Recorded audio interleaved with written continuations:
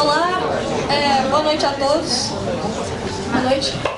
Meu nome é Virginia Barbosa, eu dirijo a Sketch Produções, que está organizando esse evento. Eu queria primeiramente agradecer ao Léo House e ao Teatro La Casa Grande pela oportunidade de fazer esse evento aqui. Esse teatro que tem uma história incrível, se vocês quiserem saber, de debates e resistência na época da ditadura militar. E assim não podendo ser um melhor espaço para a gente poder ter essa discussão. Então, é com muito orgulho que eu faço a apresentação dessa mesa hoje sobre reforma política. Quem acompanhou as notícias desse evento sabe que não foi nada fácil organizá-lo, tendo diversas combinações anteriormente, até que chegamos a essa que eu acho que está à altura do tema que a gente propõe discutir hoje, mudança política. A gente vive em tempos muito estranhos hoje, tanto na área econômica quanto política, talvez de pessimismo, mas eu gosto de pensar como Winston Churchill, que diz: eu sou um otimista, acho que não vale a pena ser outra coisa. Decidimos juntos que neste evento o principal seria não só os participantes, mas vocês, espectadores. E então decidimos fazer uma mesa de 20 e 15 minutos e depois abrir espaço para vocês, inteiramente, de perguntas. Assim, eu gostaria de apresentar a mesa, começando por Dora Kramer, analista de política do Estadão, Jairo Nicolau, cientista político da UFRJ, Marcelo Madureira, humorista a partir do Cacete Planeta, e João Dionísio Moedo, presidente do Partido Novo. Assim, muito obrigada a todos pela presença e aproveite o debate.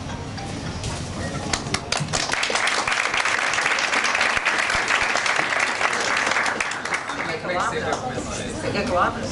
É? Vamos falar um pouquinho. Você é a única mulher, Não, ladies first. Não, é o seguinte, eu vou fazer uma abertura, me chamaram para mediar, mas quero dar opinião também, tá? Vivo disso, afinal de contas. O tema é reforma política. Eu acho que reforma política, assim, é uma puxada, né? É um gancho, porque na verdade acho que as pessoas estão afim de discutir tudo. Mas para a gente ficar no tema inicialmente, o que a gente tem? A gente tem agora, finalmente, uma reforma política que supostamente sai do papel, né? Depois de anos de ensaios. Ela está na Câmara, ainda em votação de primeiro turno, ainda não terminou, porque cada dia entra um penduricalho, até agora não votou nada não teve nenhuma grande mudança, a não ser o fim da reeleição, em votação de primeiro turno na Câmara, falta votação de segundo turno, não teve grande mudança, não mudou o sistema eleitoral, financiamento também não mudou grande coisa, você continuou o financiamento privado, mas agora não a doação para os candidatos, mas a doação para os partidos, coligações proporcionais também, que seriam um outro ponto importante, não foram proibidas, não foram, né, Jair? Coligação proporcional continuou, né? E a cláusula de barreira ficou também uma cláusula de barreira muito frouxa, hoje basta ter um deputado para você ter acesso um representante no Congresso para você ter acesso ao horário gratuito, supostamente gratuito, ao fundo partidário, enfim. E depois dessa votação na Câmara, isso ainda vai para o Senado, que promete fazer algumas modificações. Eu queria lançar aqui para a mesa, para a gente ficar inicialmente no tema, essa questão, saber a opinião de cada um sobre essa reforma política, se essa é a reforma política que o Brasil precisa, se esses temas são temas que são consistentes, que são concernentes aos interesses do país. E se não, qual seria o melhor rumo a tomar para que se fizesse uma reforma política que realmente melhorasse a relação entre representantes e representados? Queria começar com Dionísio. Tá ótimo. Bom, primeiro agradecer a Virginia pelo convite, acho que vai ser muito bom a gente debater. Deixa eu interromper um pouquinho. Vamos fazer o seguinte, sem ficar nessa maluquice de horário, mas vamos dar uma espremida que é para poder sobrar bastante tempo para o debate, tá? Tá ótimo. Bom, então para falar rapidamente, eu acho que a reforma política, infelizmente, essa que está em tramitação, não vai trazer nada de bom para o Brasil, né?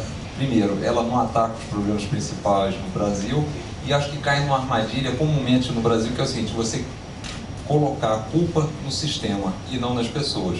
Então acho que a gente começa errado. O Brasil hoje tem uma carga tributária enorme, um Estado ineficiente, muito concentrador de poder, tira a liberdade das pessoas, tira a capacidade, e a gente tem outro grande problema, que é a falta de representatividade política, né? E nada disso está sendo abordado no sistema, né? Então, só para fechar, e para a gente depois, para não me estender muito, eu acho que ela nasce com dois grandes problemas, a reforma política. Primeiro, parte de um diagnóstico errado, de que o problema é o sistema eleitoral, quando o problema, na verdade, são as pessoas, é o indivíduo. A gente vota mal, escolhe os nossos representantes na última hora, não participa da política e ainda critica quem participa. Então, claramente, o problema é: a gente precisa de representantes, mudar os representantes que estão aí e ter representantes que a gente dependa menos deles, como a gente tem hoje. Então, acho que tem esse primeiro problema de diagnóstico errado. E o segundo problema que eu vejo é a questão dos protagonistas. O que a gente está dizendo? As pessoas que estão lá não nos representam. Não nos representam por quê? Porque normalmente, na maioria das vezes, elas estão buscando soluções ou propostas que atendam mais aos próprios interesses do que aos interesses nossos como cidadãos. Então é difícil a gente imaginar que essas pessoas que não nos representam porque têm esse raciocínio vão fazer mudanças na política para que aumente a alternância de poder, para que aumente as nossas opções e que justamente traga um benefício para o cidadão. Então eu acho que, na verdade, o que a gente está vendo é uma forma dos nossos políticos responderem a todas as movimentações que ocorreram nas ruas e trazerem algum tipo de atenção a uma proposta que, na verdade, não é a solução, né? Então, depois acho que a gente pode, na hora que o debate se estender um pouco mais, a gente foi em cada tópico, principalmente nos principais, eu acho que fica mais claro dessa ineficiência ou como ela realmente, a reforma política, acho que vai agregar muito pouco para o futuro ou para as mudanças que a gente precisa ter para melhorar o país. Marcelo. Bom, vou tentar ser bastante breve aqui. A primeira coisa que me espanta hoje em dia na sociedade brasileira é o desconhecimento que as pessoas têm em geral da história, principalmente da história mais recente da República. Eu vou tentar fazer aqui um big picture, uma panorâmica da história republicana brasileira, muito breve. Vejam bem que é uma simplificação muito grande, mas é só uma provocação que eu estou fazendo para que a gente possa mais ou menos homogeneizar aqui a nossa conversa. Mas, a grosso modo, grosseiramente, a República Brasileira foi tutelada pelo militarismo praticamente por 100 anos. Só em 1985, realmente, os militares, o regime castrense, abandonou o cenário político. A partir de então, veio aquilo que a gente chamou de redemocratização, que derrubou a ditadura de uma maneira bastante curiosa, através de uma grande movimentação e organização da sociedade brasileira em torno de vários segmentos, né, de participação e também de partidos políticos. O que aconteceu, né, a partir da Constituição de 88 foi que esses praticamente 100 anos de militarismo, né, com alguns espasmos de governo civilista, aí eu recomendo, por exemplo, estudar a Primeira República, principalmente Prudente de Moraes, Epitácio Pessoa, né, que tiveram contas, a meritocracia valia, as contas públicas eram equilibradas e tudo mais,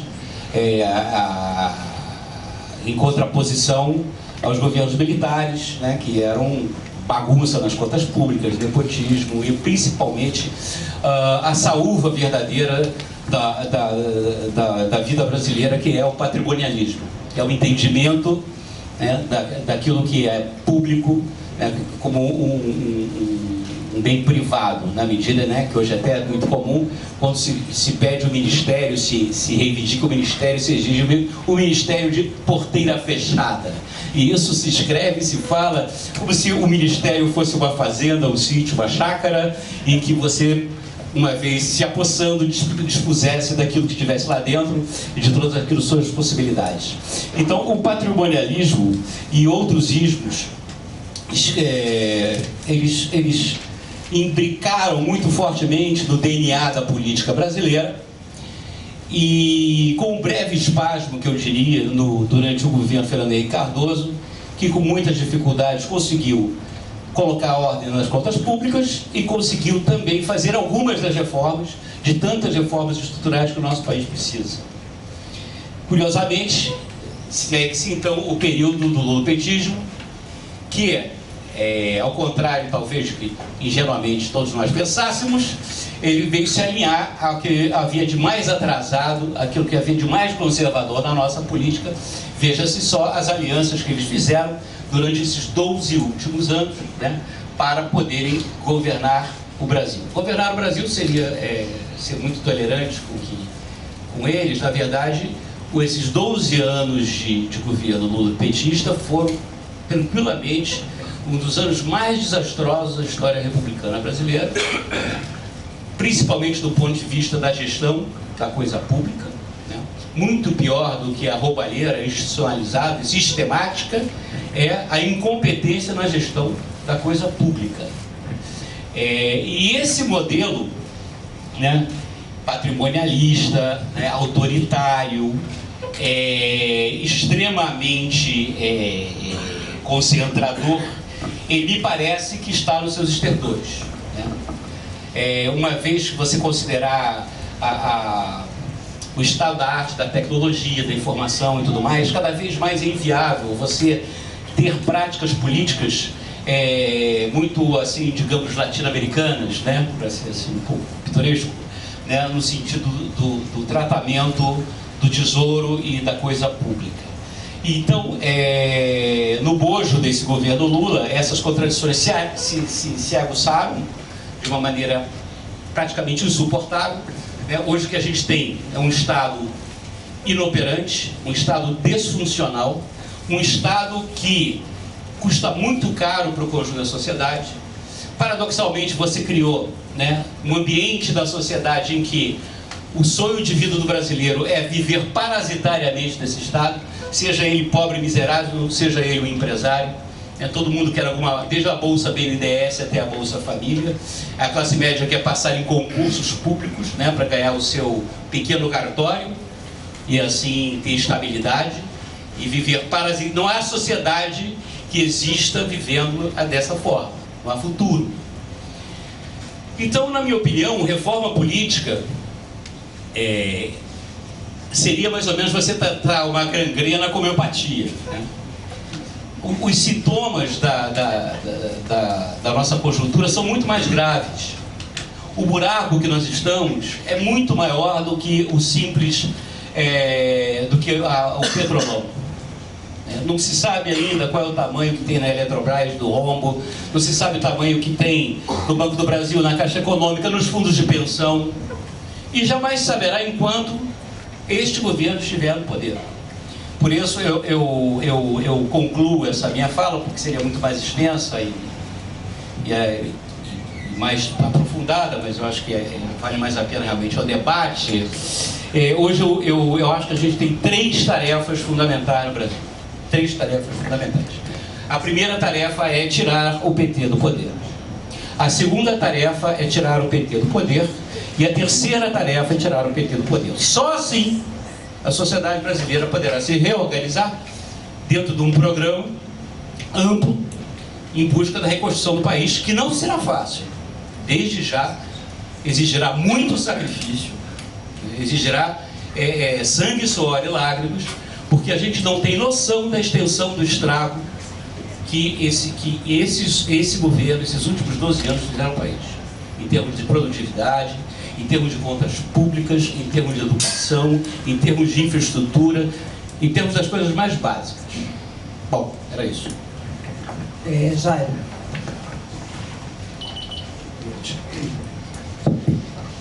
Bom, boa noite. Vou começar agradecendo o convite para essa mesa tão simpática, um dia em comum no Rio de Janeiro, né, que a gente consegue até puxar um casaquinho.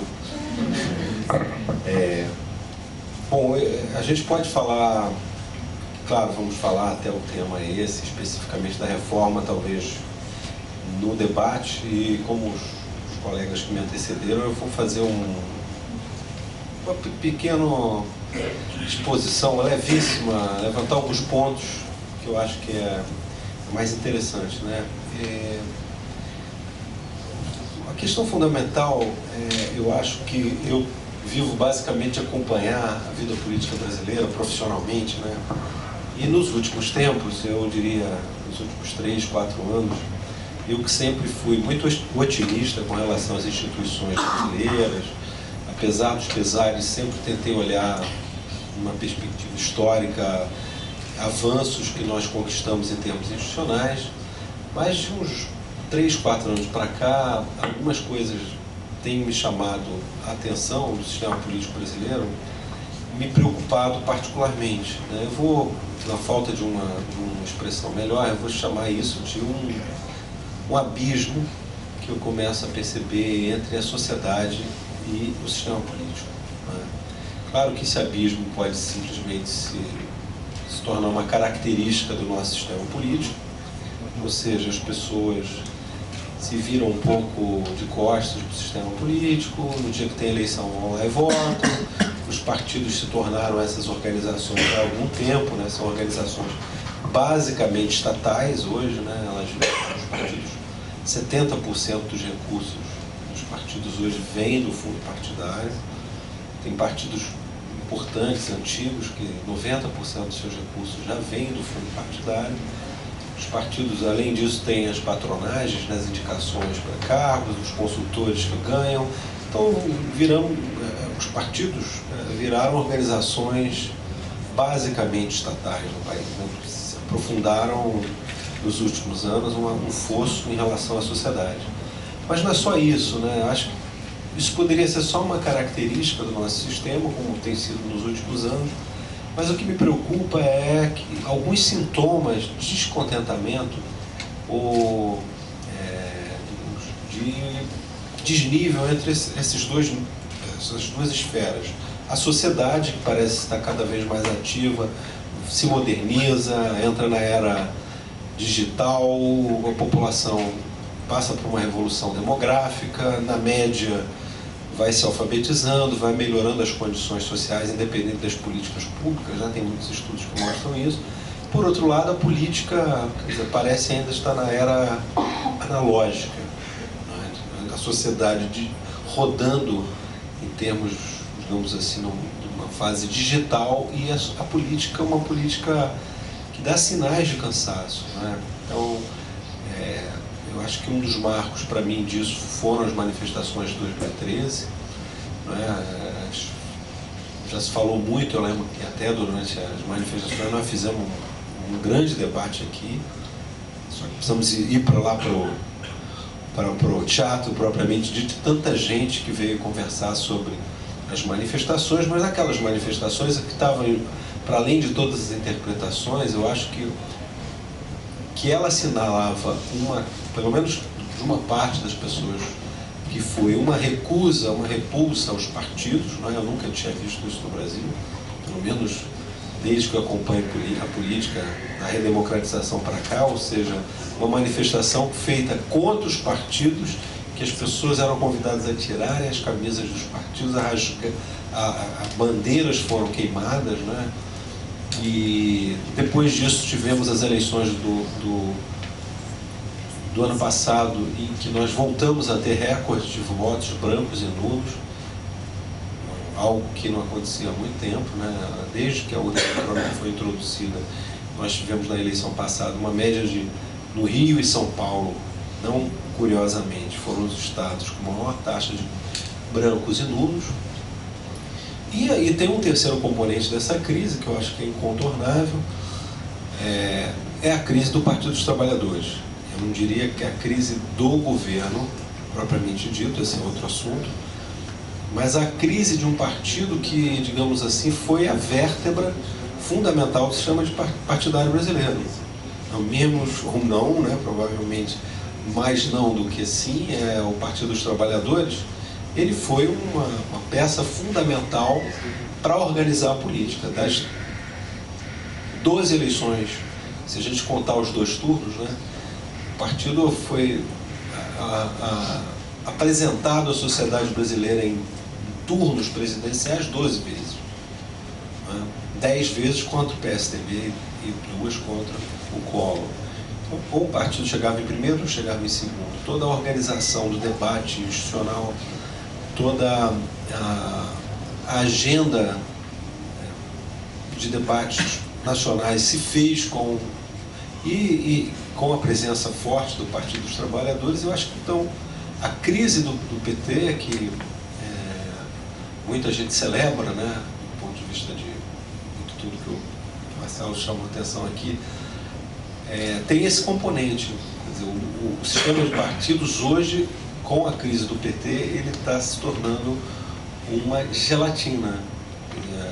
A gente não sabe quem vai entrar no lugar do PT, não há nenhuma força política que consiga se comunicar com a sociedade.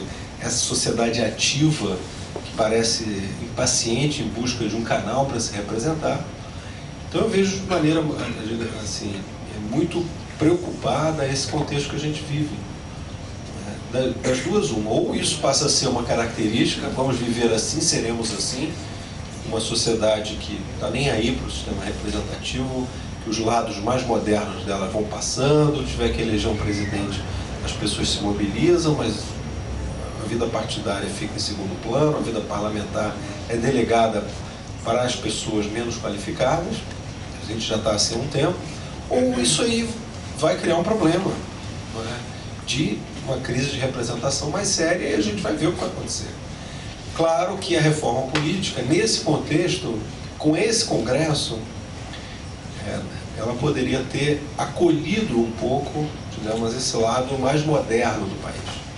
Ela podia ter sinalizado com alguns aspectos de modernização do sistema representativo. Mas não foi isso que aconteceu, né? Tem várias circunstâncias que depois a gente fala, por que essa reforma foi levada a cabo desta maneira, sem nenhuma urgência para que isso fosse feito. Não havia nenhuma pressão da sociedade de maneira explícita para que a reforma fosse votada da maneira que foi, ou seja, uma comissão foi atropelada, os temas foram levados a plenário e votados em uma sequência inacreditável de temas e de confusão. Não sei se vocês tiveram a oportunidade de assistir alguns desses debates, impressionante, né? Porque se votava assim, acho que talvez o aspecto mais impressionante tenha sido a votação do fim do voto obrigatório. Bem, as pessoas, alguns defendem, outros são contrários, a gente pode falar mais sobre isso, mas o voto obrigatório tem 80 anos no país, né? É uma marca da história republicana.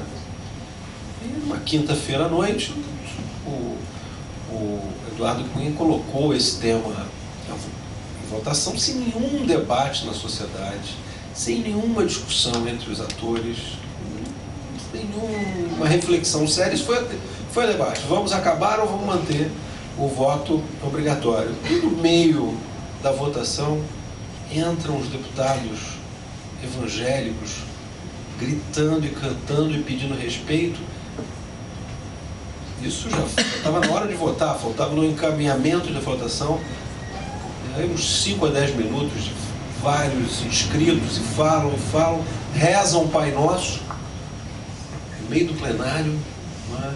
Depois saem, a votação volta. Eu falei, gente, não é possível que no meio de uma votação de um tema republicano fundamental, você reze um Pai Nosso, volte a votação e perdeu um próximo ponto. Enfim, foi tudo um pouco, é quase absurdo o que eu tive que assistir nessas votações. E para fechar, né, eu acho que elas não expressam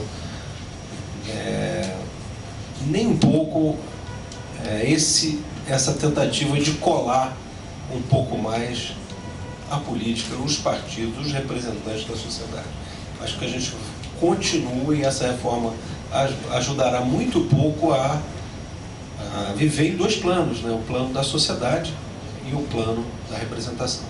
E depois, se vocês quiserem, a gente fala mais especificamente dos pontos da reforma. Então, eram as minhas palavras iniciais. Bom, então acho que agora a gente pode pode começar, né, com as perguntas, não sei como é que o modelo... Virginia, como é que você... Assim, para realizar as perguntas, é só pegar o microfone que está com a moça de preto e, por favor, só pedir. Alguém já quer começar? Já tem ali.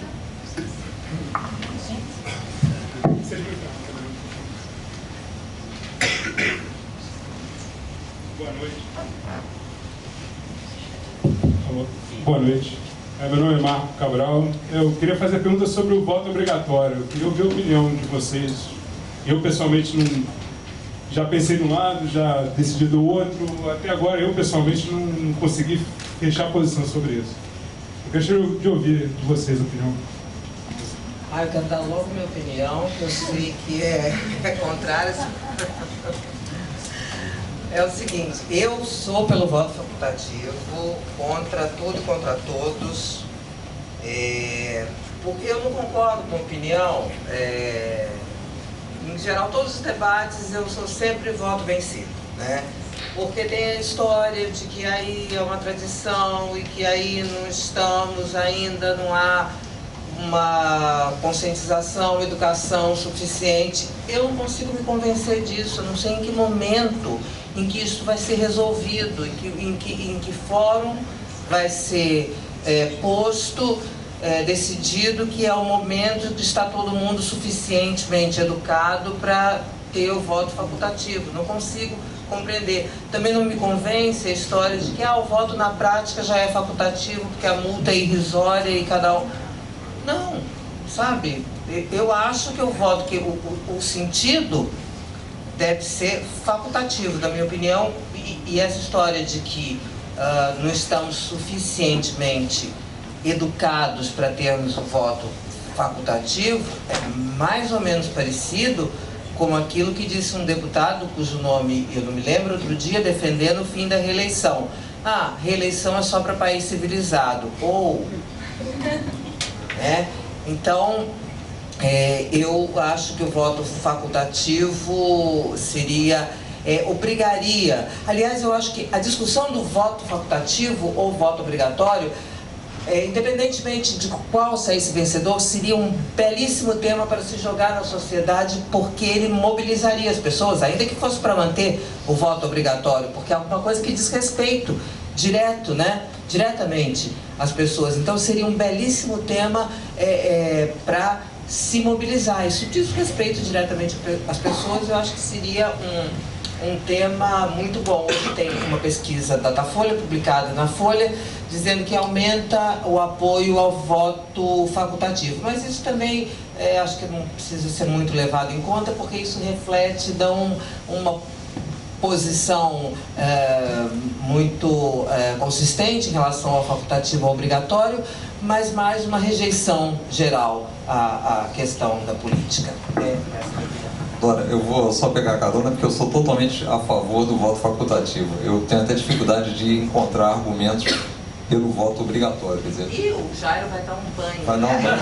Não, eu estou doido para ouvir, que é para poder ter mais, para poder facilitar o debate. Mas a primeira coisa a gente não esquecer, quer dizer, os congressistas agora disseram o seguinte, que falta maturidade política ao brasileiro. Então, se falta maturidade política, ele tem que ser obrigado a votar. Quer dizer, é um negócio que não faz o menor sentido. Quer dizer, já como você não tem maturidade para dirigir, você é obrigado a dirigir. Quer dizer, me dá a sensação seguinte, bom, se só votarem as pessoas que têm maturidade política, talvez eu não venha a ser eleito. Então, precisa obrigar todos a votarem. Então... Dionísio, só permite a parte, mas isso, veja que contradição, né, que ato falho do... Realmente o brasileiro não tem maturidade para votar, haja visto a qualidade do nosso Congresso. Exato. Mas então dá a sensação exatamente essa, que tem que obrigar quem não tem maturidade para que eu como congressista, consiga ser reeleito, caso contrário não seria. A outra coisa é assim, as pessoas têm que ter liberdade, inclusive para errar. É errando que as pessoas aprendem. Então eu sou totalmente a favor que todo mundo vote. Mas as pessoas têm que ter liberdade para optar. Se não votar e tiver um problema e eleger pessoas ruins, as pessoas vão ter que arcar com isso elas vão aprender. A gente tem muito no Brasil ainda esse conceito de que o pai o Estado é um grande pai, uma grande mãe, então ele sabe dizer se as pessoas estão aptas a fazerem a poupança delas, a fazerem o voto, e a gente tem que acabar com isso, porque no final você está delegando o poder para um pequeno grupo de pessoas que a gente está dizendo aqui desde o início da palestra que não nos representam. Então esse grande poder, são essas pessoas que têm que decidir a nossa vida. Então eu acho o seguinte, a democracia brasileira ganharia muito, e acho que a reforma política deveria ser simples, e um dos itens que deveria estar presente é a extinção do voto obrigatório. Marcelo já fez? Não, eu acho, se esse Congresso votou a favor do voto obrigatório, eu naturalmente sou. Questão de incoerência. Jair, dá logo banho na gente, nos convença de tudo ao contrário, está tudo errado que a gente fez. Vai lá. É que, na verdade, as democracias elas têm formas de organizar a política, e a gente não pode dizer que uma é necessariamente mais democrática que outra, mas são escolhas que os países fazem. Por exemplo, o parlamentarismo, o presidencialismo. Ninguém diz que um país, porque é presidencialismo, os Estados Unidos, por exemplo, que ele é menos democrático por isso do que a Nova Zelândia, que tem um governo de gabinete. Países podem ser federalistas, outros países são unitários, bicamerais, e por aí vai. Há configurações institucionais das democracias, ela é muito ampla. Eu não diria que o voto facultativo e o voto obrigatório, um é melhor que o outro necessariamente. Há democracias que funcionaram bem com voto obrigatório, e outras que têm voto facultativo e discutem a adoção do voto obrigatório. Vou dar um exemplo para vocês. A Austrália é um caso clássico de país que sempre usou o voto obrigatório. A mesma coisa a Bélgica, que sempre usou o voto obrigatório. Aqui na América Latina, a maioria das democracias sempre usou o voto obrigatório, né? Então, por exemplo, nos Estados Unidos agora há um movimento incipiente na sociedade em defesa do voto obrigatório, porque há um problema gravíssimo de participação, e a participação política é algo que deve envolver um número grande de cidadãos para dar legitimidade ao sistema político, não é? Então, se as pessoas são obrigadas a pagar impostos, se as pessoas são obrigadas a deixar o filho no colégio, se as pessoas são obrigadas a... O que mais que elas são obrigadas? Um tema que para mim é muito pior, que não é discutido na sociedade brasileira, é o alistamento militar obrigatório. Eu acho que os libertários, os liberais, deviam, antes de começar a criticar o voto obrigatório, começar com essa excrescência, esse absurdo que é o alistamento militar, que é um mecanismo de humilhação que todos os meninos, as meninas não passam por isso, mas os meninos passam, e quase todo mundo tem uma má lembrança desse momento, e esse tema não vai à baila porque a classe média está fora do voto do sistema militar obrigatório. Os meninos pobres são obrigados ou seja, são forçados e muitas vezes a se alistarem. É um tema que não é discutido no Brasil. Então eu, assim, independente da minha preferência, é um tema que eu acho que se o Brasil fosse um país de voto facultativo, não mudaria substancialmente. A questão para mim é pragmática. O que nós ganharíamos com esse movimento, né? Eu tenho medo de três coisas. A primeira e por isso, primeiro que esse tema não é discutido, né? Está aí uma boa ideia para o Partido Novo, para os movimentos. Coloca esse tema na baila. A baila, vamos discutir a sociedade brasileira. Faça um movimento em defesa do voto facultativo. Isso é um tema que pode ser que conquiste a população, já que a opinião pública é tão desfavorável. Acho que pode ser um movimento bom para um debate. Agora, pragmaticamente, primeiro, eu acho que não é o fim do mundo. Quando a gente fala no voto obrigatório, parece que é uma coisa assim avassaladora. 2 domingos, né, a cada ano, em anos pares, 1 ou 2, dependendo, pode ser só 1. Nós somos obrigados a comparecer a uma sessão eleitoral. Eu acho a eleição dessa maneira uma coisa bacana. Não vejo assim grande reclamação dos brasileiros com relação a isso. Não vejo um protesto, uma insatisfação. Aliás, você não é obrigado a votar, porque se você ficar 3 vezes sem votar, você é retirado, você perde o título. Então fiquem sabendo. Deixou de votar no primeiro turno, nos 2 turnos, não votou agora em 2014, nos 2 turnos, e deixou de votar no segundo turno da municipal de 2012, já perderam o título. Tá certo? Vocês são tirados imediatamente do cadastro.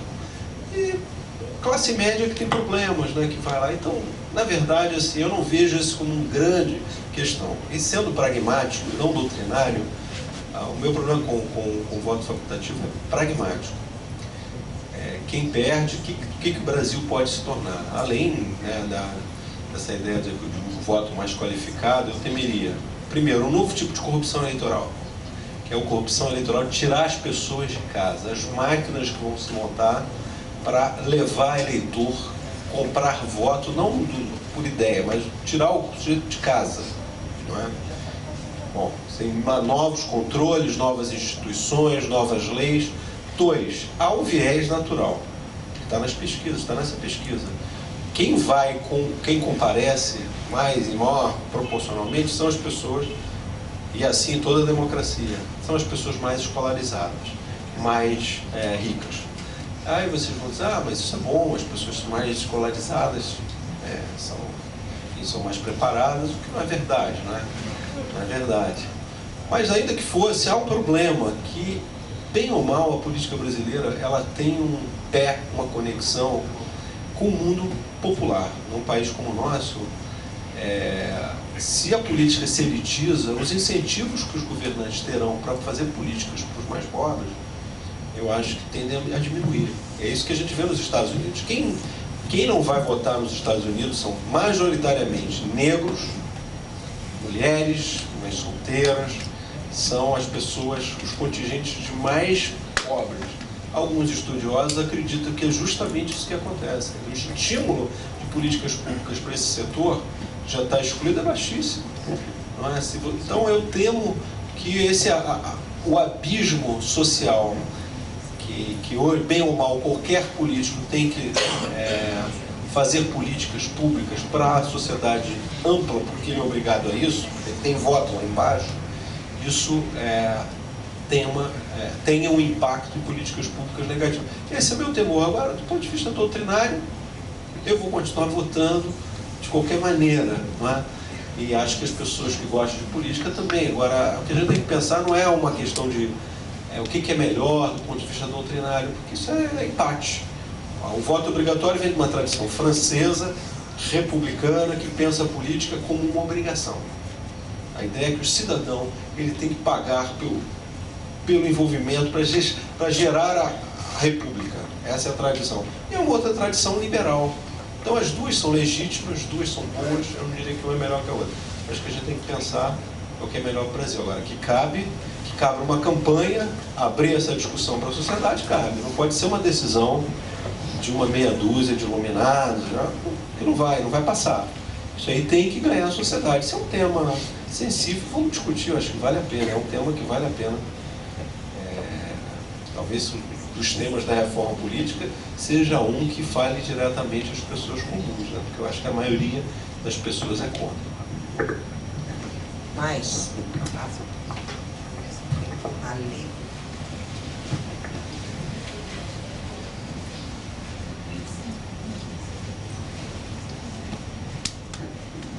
Boa noite. Meu nome é José Teixeira. Eu queria até dar uma pincelada nesse debate aí sobre o voto obrigatório, que a maioria do pessoal que está aqui lutou para poder votar para presidente, e hoje a gente tem uma eleição e 23% anula o voto numa eleição de presidente. Não faz sentido.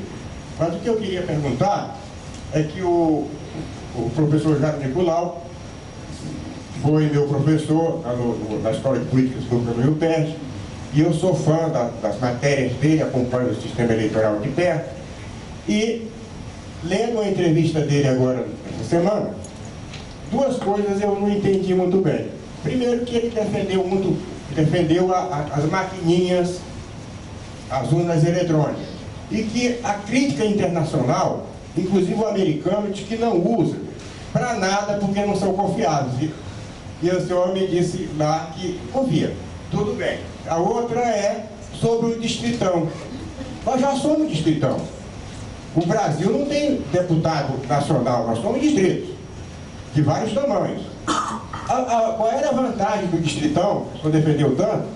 Seria pelo o voto misto, eleitoralmente, de majoritário e de proporcional, não entendi muito bem. Eu gostaria de uma explicação sobre isso. Muito obrigado. Juntar mais perguntas? Pode ser. Oi, boa noite a todos. O meu nome é Leonardo. E eu só queria... Leonardo. Eu só queria fazer uma pergunta breve em relação a... Eu não sei se foi um assunto que foi trazido à pauta do Congresso Nacional, eu acredito que não, mas foi o voto aberto, que é uma coisa assim, eu acho a transparência um dos pilares assim que é necessário para a democracia. E das poucas vezes em que a pauta foi aberta para as votações forem elencados os deputados, o deputado que eu votei foi eleito, votou totalmente diferente do que eu acreditava. Então eu acho assim, que do ponto de vista da democracia que nós temos hoje, será que o voto totalmente aberto para nós observarmos como os parlamentares estão votando as matérias, seria algo saudável para, inclusive para a representatividade que isso pode gerar? Eu acredito que se o meu parlamentar vota de acordo com o que eu acredito, vai ser mais fácil do que uma pauta fechada que eu não posso saber o que ele está fazendo no Congresso. Então, eu queria só saber a opinião dos especialistas nesse sentido. Sim, mas não tem voto aberto, o que você diz? Tem voto de liderança. Porque você tem voto fechado hoje para quê? Voto secreto para... Só algumas questões. Não, cassação não tem voto secreto. Caiu voto secreto, o que você tem ali, que você não vê, você tem voto de liderança. Você tem matérias que são votadas, que voto de liderança, quer dizer, você não aparece, não tem votação nominal. Mas isso é um procedimento regimental, né? Então, quer dizer, quando você tem votação nominal, as votações são abertas. E aí você pode acompanhar. São raros hoje os casos que você tem a votação secreta. Agora, o voto de liderança é um processo regimental, né? Que aí, eu não sei exatamente te explicar, porque é complicado pra caramba, não sei se o Jair sabe explicar, sabe? Explicar esse negócio do voto de liderança? Porque ele diz que todas as votações de todos os deputados, vê se eu entendi, todas as votações na Câmara, não é isso? No Congresso deveriam ser abertas, para que o eleitor pudesse acompanhar a atividade legislativa em relação ao voto do seu parlamentar, não é isso? Tá, e o que eu estou dizendo é o seguinte, as votações são abertas, salvo quando é o voto de liderança. Pois é, que aí não é votação nominal, mas isso é uma questão regimental, tá certo? Que é um procedimento legislativo ali em plenário, não tem muito jeito. Tem jeito. Qual é? É pedir contagem de voto. Porque o voto de liderança, ele normalmente ocorre em situações que não há quórum. Qualquer deputado pode ir lá e pedir contagem. Mas desde que o deputado queira pedir contagem. Exatamente, mas se ele quer controlar, ele controla. Você não foi lá. Não, mas não é, aí não é o eleitor que controla, aí é o deputado, desde que algum deputado se disponha a pedir verificação de quórum. Claro, mas eu tá certo, mas estou entendendo que o eleitor... Se houver um acordo de liderança, sim, tá certo? Ninguém vai pedir verificação de quórum. Vai. Se houver um acordo de liderança, por que vai pedir? Vai pedir para ganhar um benefício específico para o seu estado. Uma vez eu fiquei um ano inteiro, era até o Aldo Rabelo, que ia lá e pedia contagem. Mas veja bem, porque ele queria um benefício específico para o Rio Grande do Sul, lá para uma região. Mas como você bem diz, é uma questão batia específica. Lá na minha porta para dizer, enquanto eu não ganhar isso, eu vou impedir a votação. Felizmente, a votação ocorreu até naquele dia que aquele escândalo do anão dos orçamentos, sabe? Lembra aquilo? Lembro. Foi o único dia naquele ano que o Congresso teve quórum. Aliás, 2 dias. Foi nesse e no dia que o Fernando Henrique reassumiu o Senado por um dia para fazer o discurso de despedida. Mas veja bem, é uma 2 questão dias no ano só que específica. O que ele está perguntando é outra coisa. Que é o seguinte, sempre Vê se eu entendi, Leonardo. Sempre todas as votações deveriam ser abertas, não é isso? Toda e qualquer votação deveria ser aberta. Há situações em que as votações não são abertas. Pois é. Porque aí se alguém não pedir verificação de quórum, porque aí são manobras regimentais que dependem da situação específica. Então, tem situações que, por uma questão regimental ali da votação, não são abertas. Você quer responder aqui? Eu tenho... Ah, então responde. A pergunta Com relação à urna eletrônica, o que passou na reforma é que agora o voto será impresso. Depois de votarmos, né, na urna, a urna terá um mecanismo qualquer de impressão do voto, depois a gente pega o voto e coloca na urna. Isso para quê? Para garantir a segurança, para garantir que você está vendo, tem um documento que depois pode ser confrontado com a urna. A ideia é boa, mas a ideia é um pouco ingênua, porque ela parte de uma premissa que se houver corrupção, adulteração, ela acontece na urna eletrônica. E nós sabemos que quem conhece o sistema urna eletrônica, ela é totalmente isolada. Você acaba a votação, você pega o disquete, depois o disquete é enviado para o sistema. Então, se você tiver adulteração que foi comprovada naquela urna, né, quem vai comprovar? Você vai ficar confrontando, vai fazer uma contagem manual daqueles votos que vão ser colocados. Bom, vai? Não vai. Você pode fazer por amostragem. Não, mas você pode fazer algumas urnas por amostragem, como a Justiça Eleitoral faz, e você não tem a exigência de colocar 100 milhões de impressoras emperrando. Eleitores fotografando o voto agora para satisfação.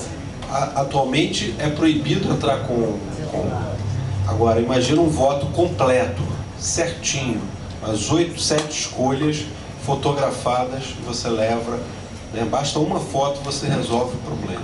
Então, na verdade, essa é uma falsa aferição. Quer dizer, a gente pode ter uma amostragem. O grande problema da urna eletrônica está no sistema mais geral, não na urna em si. E isso tem que ser motivo de auditoria permanente dos partidos, de engenheiros, de técnicos da sociedade, de técnicos e engenheiros externos. Isso está sendo feito.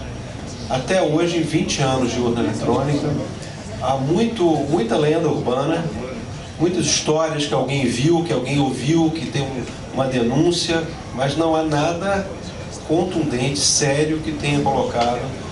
Isso não quer dizer que a sociedade não tenha que se mobilizar e continuar trabalhando com seriedade, fazer o que o TSE faz antes de cada eleição, pede os hackers para quebrar o código, solicita engenheiros de várias instituições para visitarem, né, o sistema. Eu já tive a oportunidade de visitar os computadores do TSE e posso dizer para vocês que é algo absolutamente chocante. O número de máquinas, aquilo tudo. Claro que se tiver uma adulteração é passível de ser feito e ninguém tem controle daquilo, a não ser os engenheiros, os técnicos. Então é o seguinte, será que o melhor controle que a sociedade tem para eventuais adulterações que possam ocorrer na urna eletrônica é lá na urna? Lá na urna? Não. Se você tem um escândalo ali numa sessão em São Gonçalo, você vai contar. Ah, tá bem, contei. Deu uma diferença. Se não deu diferença, o eleitor fala, mas eu votei, meu voto não está aqui. Mas o eleitor errou. Vocês sabem que, eu acabei de fazer um estudo sobre isso, o contingente de eleitores que erra o primeiro voto é expressivo. Né? Ele chega, coloca 45, entra. Votei no Aécio. Claro, o primeiro voto, qual é o mais importante? A presidência, não é? Só que você votou na legenda do PSDB para presidente, para deputado. Tanto que o PSDB teve, dessa vez, mais votos de legenda do que o PT. Pela primeira vez na história, o PT não teve o número maior de votos de legenda. Eu não estou dizendo que todo voto foi errado. Muita gente votou no PSDB, sinceramente. Mas o sujeito falou, eu votei no Aécio, não está aqui o voto. Eu votei no deputado tal. Não... Quer dizer, como é que você confronta o voto eletrônico com o voto de papel? Hã? Vocês não conheceram a contagem de papel, o que é, a manipulação. Mas ainda existe. Hã? Ainda existe a contagem Então, de papel, sim. Não, mas você faz isso por amostra e tá bom. Agora, obrigar que todas as sessões eleitorais do Brasil... Tem que fazer isso. Desculpe. Você tem que votar em todas e pegar a amostragem do todo. Se você vota, não, é a urna A, B ou C... Veja bem, se você pegar... Aí essas vão estar corretinhas e as outras O fato da urna estar corretinha não significa que não tenha corrupção. A corrupção, ela não acontece na urna. Você não adultera uma urna. O problema é sistêmico. Certamente é que nem planilha Excel, né? O lado de entrada, qualquer contador de botequim sabe disso. O lado de entrada é igual da saída. Lá embaixo tem que fechar. A urna eletrônica embaixo vai dar certinho. O problema não é lá embaixo, é essa ingenuidade de achar que contando o papelzinho você resolve um problema. Se houver fraude na urna eletrônica séria, ela acontece depois, quando os votos estão no sistema, sendo transferidos e não ali. Porque se você adultera uma urna... Como é que você vai votar? Não. Como é que vai auditar? Com engenheiros, só tem esse jeito. Jair, isso aí não é um argumento muito grande, muito forte contra o voto obrigatório? Porque olha só, se você tem um sistema, você tem todo um ecossistema nesse país que vive de eleição. A cada 2 anos a gente tem eleição, a gente tem inúmeras agências de propaganda que vivem de eleição, a gente tem cabo eleitoral nas comunidades carentes, que, né, as pessoas sabem, vivem de eleição, quando a eleição acaba eles recebem um cargo, né, na Câmara de Vereadores, na Câmara de Deputados. Você tem o próprio aparato da justiça eleitoral, que aos olhos de um cidadão comum como eu, sou engenheiro, me parece uma coisa assim de outro mundo, né? Você tem aquela máquina gigantesca lá, que eu não sei muito bem o que faz fora do período eleitoral. Quer dizer, na verdade eu até sei, mas não vou nem, né, entrar nesse mérito aqui. Então você tem esse ecossistema todo que custa uma fortuna aos bolsos de todo mundo aqui, o único objetivo de funcionar, como você falou, durante 2 dias por ano, né, a cada 2 anos. Mas não é só isso, você tem as pessoas de menor instrução nesse país, para as quais é repetido ano após ano, o voto é um dever seu. Você tem propaganda do TSE, eu não sei se vocês viram o horário nobre, né, da televisão, propaganda do TSE, que deve custar, imagine-se quanto, né? Então você tem todo um ecossistema que se beneficia disso. Eu acho que quando você tem um voto obrigatório, você tira uma coisa fundamental do cidadão.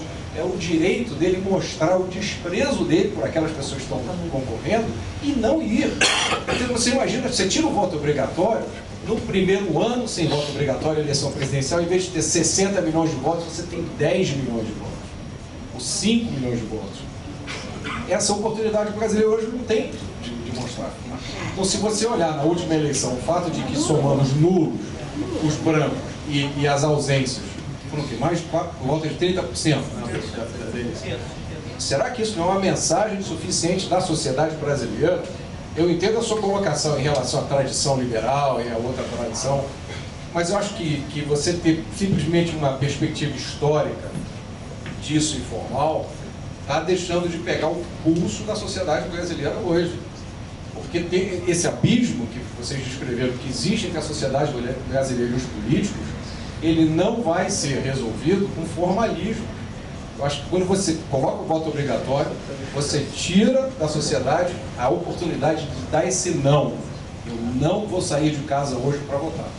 E as pessoas, a maior parte dos brasileiros hoje, foi feita uma lavagem cerebral neles, eles acham que é obrigação, tem que sair de casa, não importa se a multa é R$5 ou não. Eu queria só fazer essa provocação aí, pegar o gancho na história da urna eletrônica, porque é mais um componente desse grande ecossistema que se beneficia dessas eleições, toda essa indústria, né, de urna eletrônica, de software, de especialistas, de gente.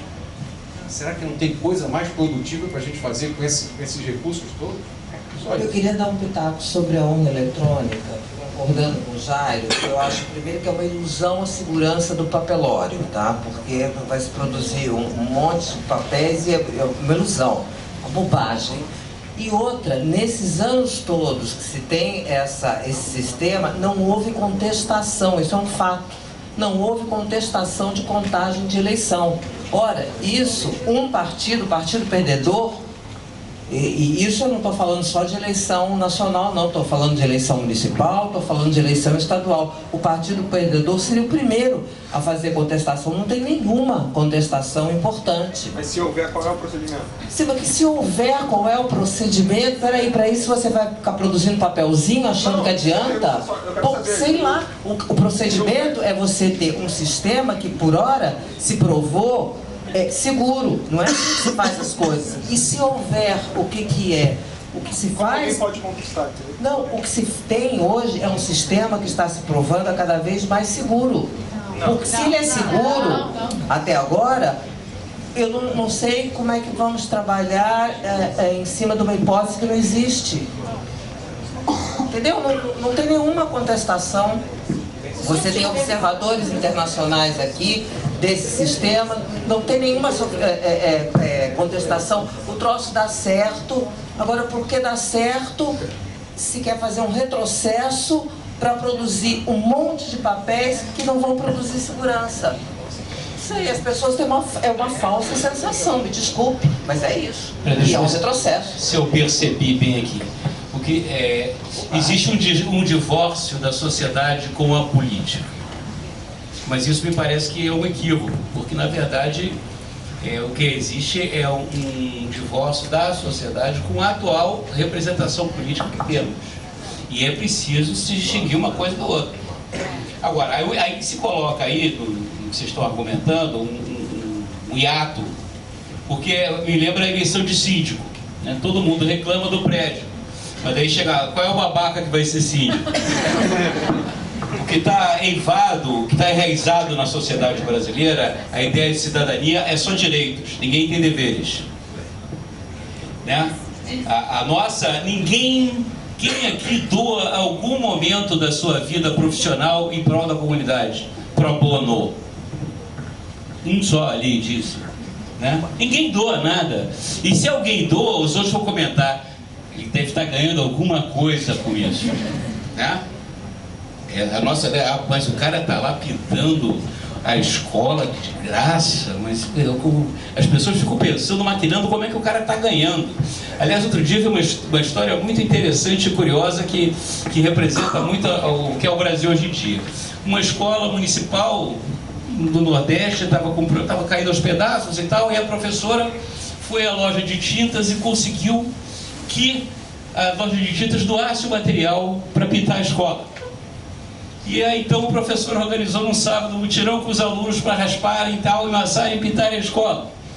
E quando estava no meio do trabalho, veio um pai com a polícia, prendeu a professora, acusando ela de trabalho escravo. E a professora ficou uma semana presa, porque ela estava dando uma lição de cidadania para os seus alunos. Isso aconteceu no Brasil. A nossa sociedade não cultiva a vida em comunidade. Nós somos uma sociedade egoísta e individualista. Então é assim, a política é uma merda. Então eu não me meto com a política porque ela é uma merda. Ótimo para os políticos. É o que eles querem. Entendeu? Ninguém é... Bom.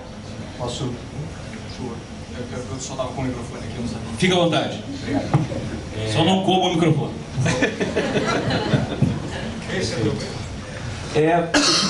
Mais ou menos tentar levantar aqui a ideia da senhora Kramer de que, porque a hipótese não foi levantada... Senhora Kramer... Prazer, Daniel. Adora. De entender que a hipótese não foi levantada, a contestação não foi feita. Então, como é que a gente prende o réu primário? Porque o réu primário até hoje não foi uma pessoa condenada, não foi uma pessoa acusada, mas ele é levado a julgamento.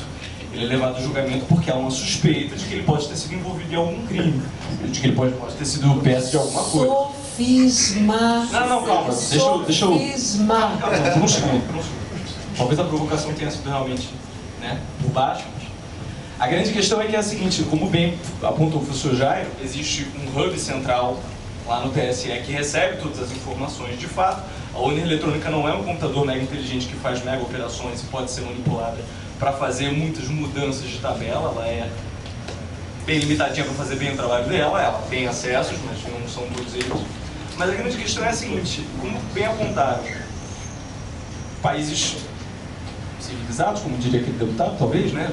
Países de considerável apreço pela democracia não acessam um modelo exclusivamente eletrônico exatamente para deixar que nós, eleitores, a qualquer momento, façamos algum teste amostral. E no teste amostral a gente tem que ter as duas hipóteses, de que está certo ou de que está errado. E aí a gente, por isso, porque a gente pode fazer as duas hipóteses, a gente testa e vê se funcionou. Nós brasileiros hoje somos totalmente reféns de um sistema de uma escolha de urna que eu não sei se muitas pessoas sabem quem é a empresa que fornece as urnas eletrônicas, isso é largamente questionado também internacionalmente sobre a qualidade delas. Não sabemos exatamente como que é o hub central do TSE, em que essas coisas acontecem, porque tem um ministro com privilégios que bloqueia. E, curiosamente, se esse ministro disser não aceitei, ele pode até barrar, mas ele aceita, ele entra, e a gente sabe como é que esse ministro é eleito. Então, acho que, como comentaram ali atrás, o ecossistema causa suspeita no organismo. E aí a gente individualmente quer ter um acesso ao voto impresso, quem sabe amostralmente, e sim, precisa ser por todos os lados, a amostra não pode ser nunca em uma ou outra, porque senão por natureza matemática ela é enviesada, não pode ser aqui e ali. Por que a gente simplesmente não analisa então a outra opção? Mas o eletrônico nos afasta, a decisão fica lá, a decisão não fica aqui. Nós efetivamente tornamos a coisa mais antidemocrática possível, porque agora sou um engenheiro, olha, eu tenho um diploma em engenharia, eu não quero essa responsabilidade de ser a classe engenheiro ou técnica que diz se a eleição foi válida ou não. Eu acho que o cidadão tem o seu direito de dizer, poxa, paguei, né? Paguei, sustentei, votei, não votei, sofri. Fazer uma amostragem e tentar levantar não parece uma coisa tão distante de respeito para o cidadão. Né? Acho que eu espero ter escapado do Sofia. Espero ter o quê? Escapado do Sofia. Só provocativo. Eu vou só dar um último palpite, porque eu sugiro a gente passe para outro tema para a gente não ficar só na urna.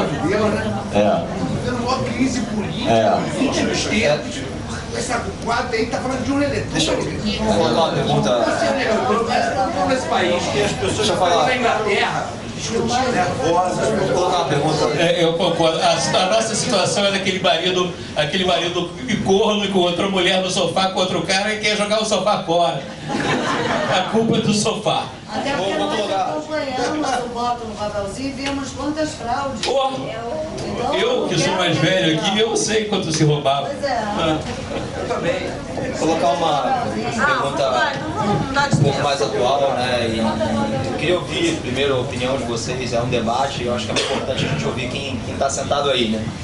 Então, a gente tem passado aí por diversas prisões, né? O Moro está sendo colocado como um herói nacional. Eu queria ouvir a opinião de vocês em relação às prisões do Moro e a visão técnica, né, que critica um pouco todas essas prisões e a forma que está sendo feita a coisa. E depois a probabilidade que vocês colocam aí de um impeachment da Dilma, uma renúncia, enfim. Quanto tempo vocês acham que o PT ainda se perpetua aí no poder? Enfim, só... Não, é coisa demais, calma aí.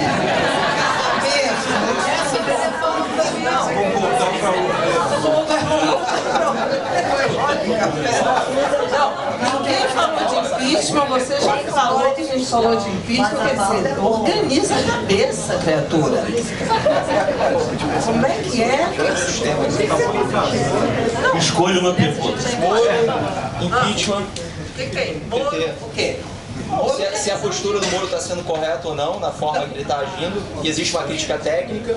Não, crítica técnica. Os advogados de defesa criticam. Eu quero ouvir a opinião. Dizem que ele está no devido processo legal pela conversa. De advogado, a mesma conversa que tinha em relação aos ministros do Supremo Tribunal Federal que estavam atropelando o devido processo legal. Sim, essa é uma questão. Não vou discutir. Me parece que não tem nenhuma contestação séria. Tanto é que os tribunais, tanto o TRF e com os tribunais superiores tem corroborado a maioria das decisões do juiz. Outra coisa que você queria saber? Você eu queria ouvir a opinião da turma. Impeachment? Eu queria ouvir a opinião da turma. Não, tudo bem, mas eu vou dar a minha sobre o que você falou. Impeachment, eu acho, quer dizer, no momento você não tem aí essa questão séria do TCU, Tribunal de Contas, que isso sim abre uma possibilidade se o Congresso recusar as contas da Dilma, mas é uma discussão que eu acho que na política hoje não está presente. As duas? Globou? Pronto. Bom, eu concordo com a Dora aí quanto ao impeachment, tem água ainda para rolar. E a prisão, eu acho que tem um fato muito bom, que é mostrar ao país que todos são iguais perante a lei, coisa que dificilmente a gente vê no Brasil, né? Então, acho que foi positivo nesse sentido. E fica claro, mais uma vez, a coisa que a gente comentou aqui no início, que é essa história do tamanho do Estado, né? O Estado é tão grande, faz tanta coisa, participa de tanto negócio, que vale a pena você ser eleito, você gastar bastante dinheiro, e por isso as campanhas são tão caras para chegar lá, porque ao chegar no Estado você tem um cheque especial para fazer vários negócios. Então, eu acho que esse problema da corrupção passa necessariamente pela redução do Estado. Só assim, o Estado tendo menos autonomia para negociar menos favores, só isso é que vai levar a gente a ter um ambiente menos propício. Enquanto a gente ficar atacando não o problema, mas as consequências, que é, não, vamos fazer uma limitação para os custos de campanha, vamos acabar com o financiamento privado, esse não é o caminho, esse é o caminho errado para incentivar a Caixa 2, para incentivar qualquer outro mecanismo. O correto é a gente atacar o problema. O que é? O Estado é grande, inchado, então vale muito a pena você gastar bastante para chegar lá e ser eleito e poder depois negociar favores. E fica claro nesse processo de BNDES, quer dizer, os favores são dados, a gente viu isso muito claramente, tanto na Petrobras quanto nessas relações com as construtoras todas aí. Então, eu acho que o Brasil, a gente está discutindo aqui muito, aí entrando um pouco mais na nossa volta, o que a gente podia fazer para mudar o país. Eu acho que fica cada vez mais claro que o modelo de Estado que a gente tem hoje e o tipo de relacionamento que tem das pessoas com o Estado não está funcionando. Eu acho muito pouco provável que a gente não tenha uma interferência, não passe a participar mais da política, simplesmente porque a política hoje leva 40% de tudo que a gente produz. Ela põe a mão no nosso bolso e leva 40% de todo o nosso trabalho. Então, eu acho muito difícil.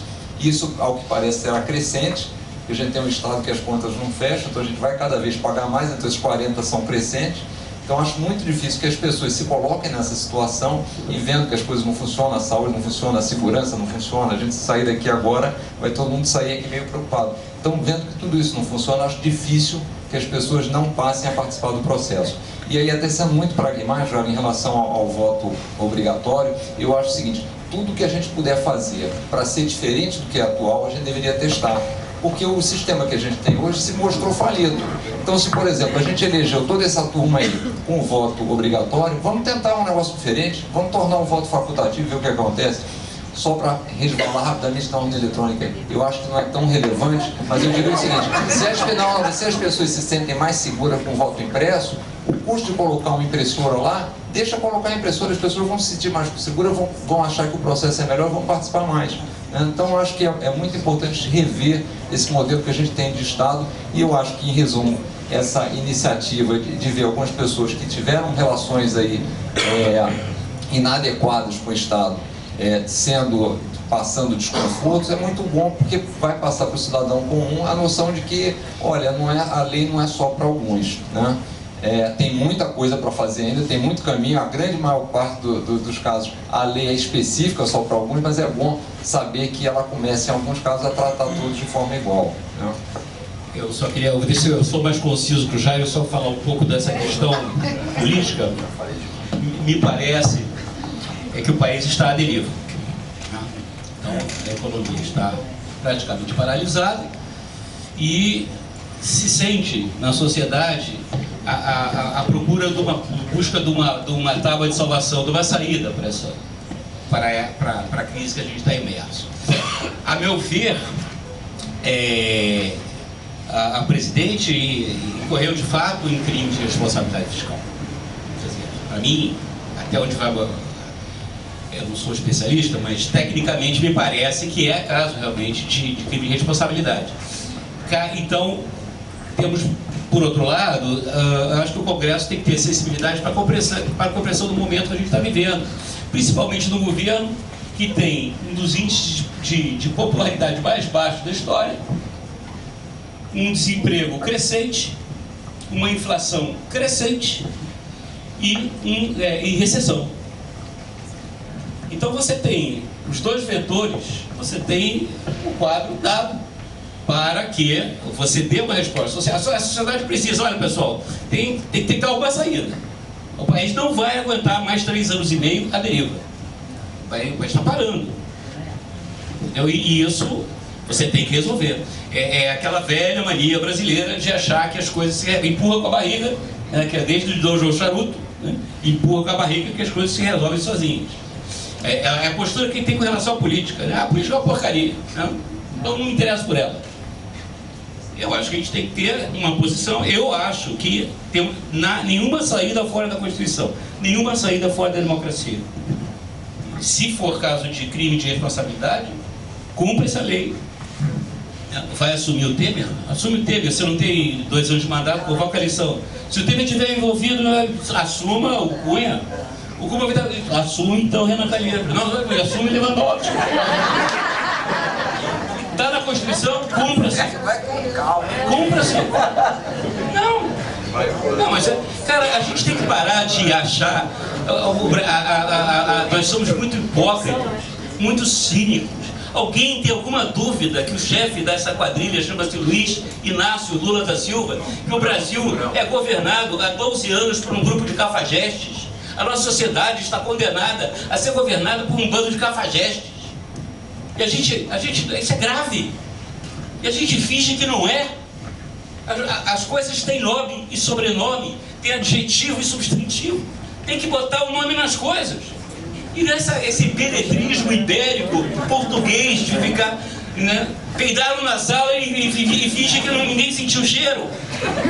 Tenham vergonha na cara. Tenham coragem cívica de, olha, a nossa situação é essa. A nossa situação é essa. É a mesma coisa, o médico chega, olha bicho, você está com este diagnóstico. Ou você opera, ou você morre. Você tem que tomar uma decisão, a vida é sua, qual é seu. A gente tem que ser isso para os outros. Cara, pelo amor de Deus, vamos enfrentar os problemas que existem.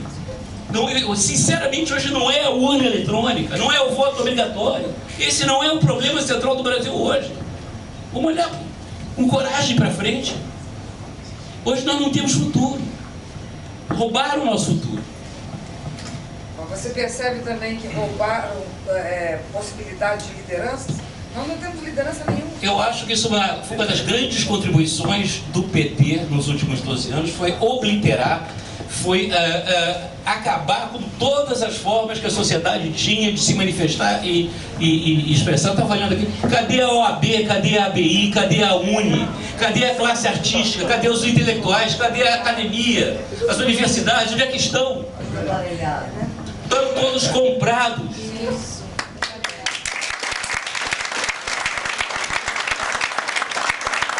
Falta a nossa sociedade, é vergonha na cara. É vergonha na cara.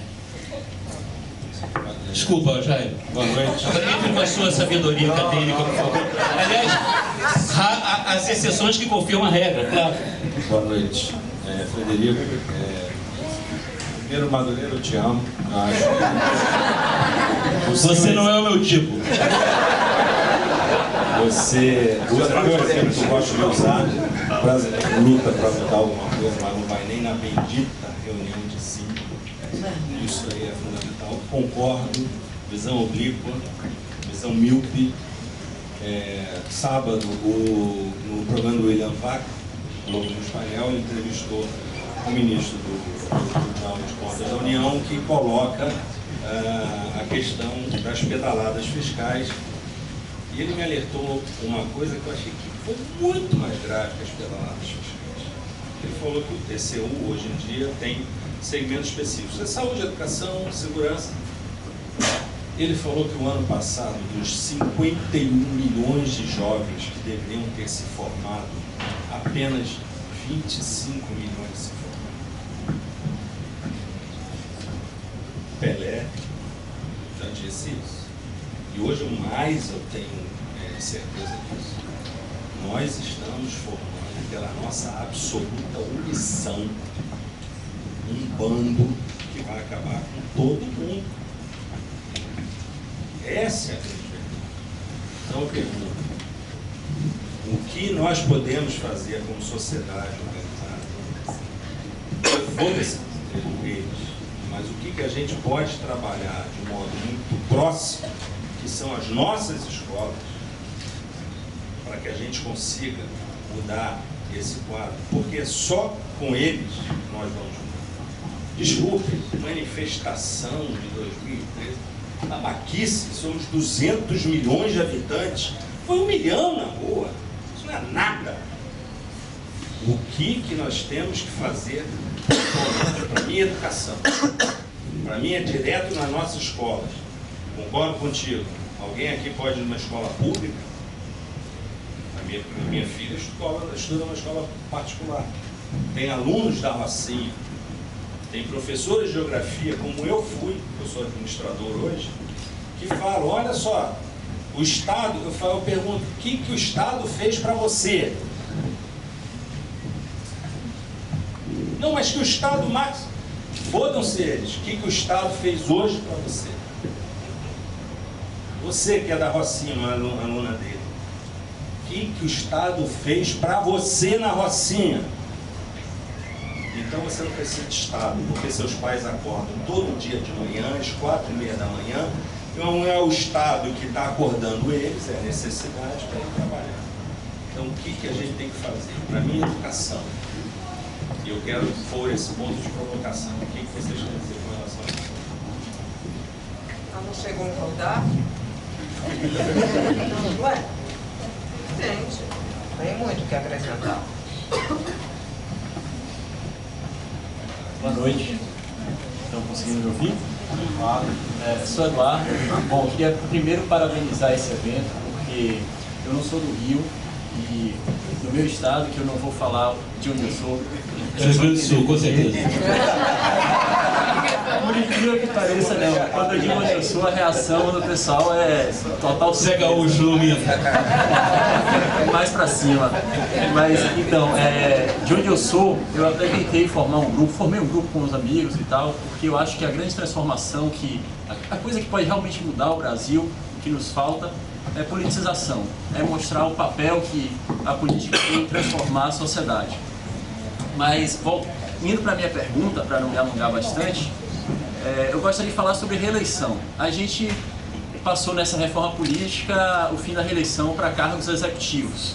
Aí a primeira pergunta é a seguinte, no meu estado, e aí a razão pela qual eu não vou falar de onde eu sou, o governador não poderia ser reeleito.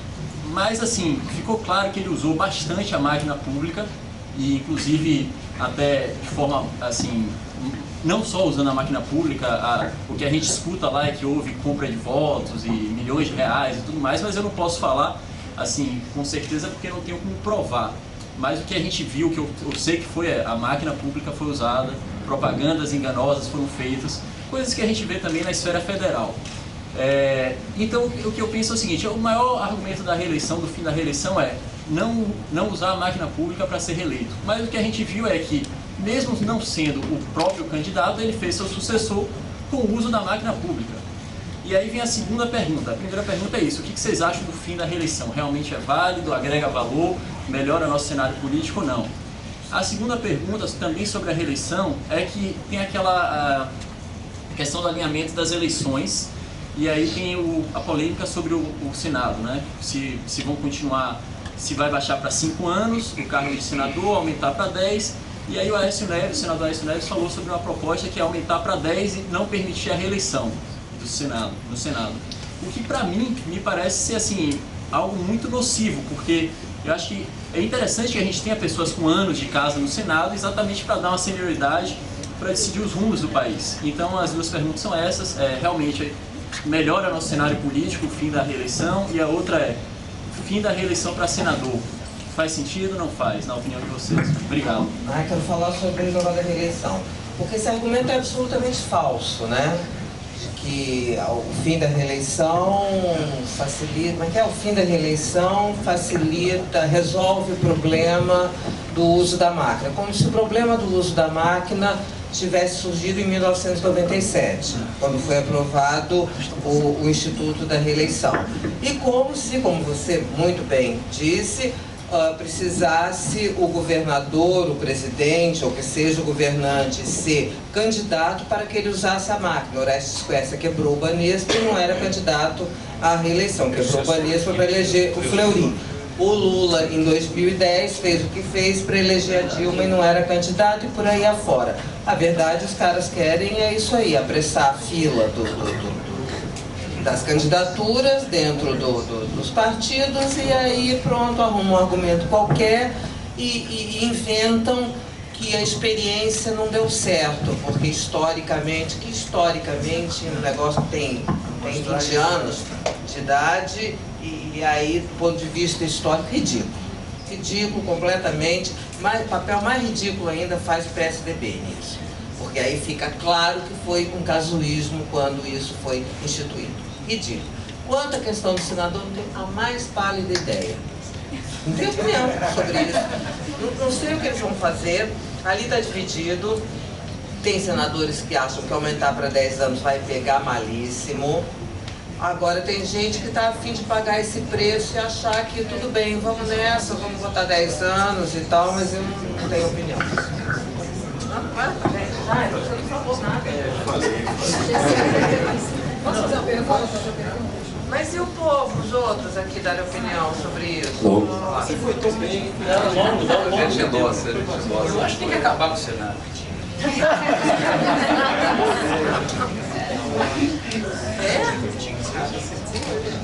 Lembrar só que é engraçado que eles votaram ao fim da reeleição para o executivo, mas para eles mesmo não há, continua a reeleição. Então é meio estranho, né? Porque no legislativo pode ter quantas reeleições quiser, e no executivo, onde você precisaria de mais experiência na gestão de uma cidade, de um governo, você não pode ficar 2 mandatos. Então Alô, boa noite. Gente, boa noite, meu nome é Beth. Eu gostaria de saber a opinião de vocês sobre a redução da maioridade penal.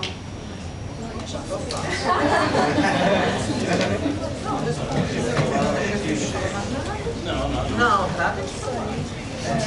Eu vou dar minha opinião pessoal. Eu acho que a maioridade penal não resolve o problema da criminalidade, mas eu acho que na medida em que as pessoas têm autonomia para votar, deveriam ter responsabilidade pelos crimes que estão fazendo. Então eu sou favorável à redução da maioridade. E não quer dizer que isso vai resolver os problemas nossos de criminalidade e todos os justificativos que sempre que eu tenho ouvido que as cadeias estão muito cheias, que isso não vai ser o melhor tratamento. Isso aí é outro assunto, é outro problema, não é? Porque esses argumentos todos valem para qualquer outra idade. Então vamos subir para 25, porque as cadeias já estão muito cheias. Então eu particularmente sou a favor da maioridade, mas não como uma solução, mas por uma questão de princípio. É uma questão de punibilidade e não de criminalidade. Exato, exatamente. Eu acho que o bom senso aí do juiz, né, em função do crime cometido e tal, do julgamento, o que me preocupa mais é como as pessoas ditas modernas, de pensamento avançado, né, resolvem discutir essa questão, como outras também, a questão da posse de arma e tal. É muito curioso como a simplificação do debate. Eu não tenho realmente uma opinião formada sobre essa questão da maioridade penal, mesmo porque eu acho que você resolve isso com educação, né? É com uma sociedade progressista, com crescimento e tudo mais, dando perspectiva para a juventude. Eu não tenho uma ideia formada. O que me espanta são os nossos intelectuais, nossa inteligência, né? Como ela defende, né, esse tipo de proposição. Eu acho curioso. E geralmente em contramão com o conjunto da sociedade brasileira. A sociedade hoje brasileira, em sua maioria, me parece que é a favor da diminuição da maioridade penal. Né? E eu queria entender melhor por quê. Eu acho que teria que aprofundar mais esse debate. Mas é engraçado, hoje você não tem canais para que o conjunto da sociedade se expresse. você, Dona Dora Kramer? Ah, não. Eu também não tenho uma opinião. Me parece que faz sentido essa proposta que está no Congresso, que acabou sendo objeto de acordo. Me parece que faz sentido você ter para crimes hediondos e você ter um aumento de punição para quem usa o menor de idade, um agravamento de pena para quem, dependendo do crime, mas aí eu não me sinto autorizada a dar opinião, porque também você conversa com especialistas que acham que essa questão da pena também, agravar a pena também não é o que adianta. Então tem milhões de implicações que eu acho que não sou a pessoa mais autorizada a fazer pitaco nisso, não. Não sei direito. Não tenho opinião. O Chico Buarque sabe. Tudo, né? Caetano Veloso também. Boa noite a todos. Eu gostaria de me ater à segunda parte do tema, que é Caminhos para o Futuro, que diz respeito a, eu acho que é especificamente futuro. Digamos que nós estejamos aqui daqui a 10 anos. Eu leciono para 813 pessoas, do segundo ciclo de ensino fundamental à universidade. Segunda-feira, agora, eu teria que ser obrigado, mas não fiz, a ler um texto do Zé Rainha, dentro de um livro do MEC. Aí eu quero perguntar o seguinte: anarquismo é uma teoria da conspiração ou isso existe mesmo? Eu me recusei, talvez eu seja exonerado por não cumprir uma tarefa enquanto funcionário público. Tá? E a questão da doutrinação ideológica no ambiente acadêmico escolar. E o homem acabou de ser condenado ontem, 31 anos de prisão. Eu li na segunda e eu teria que ler.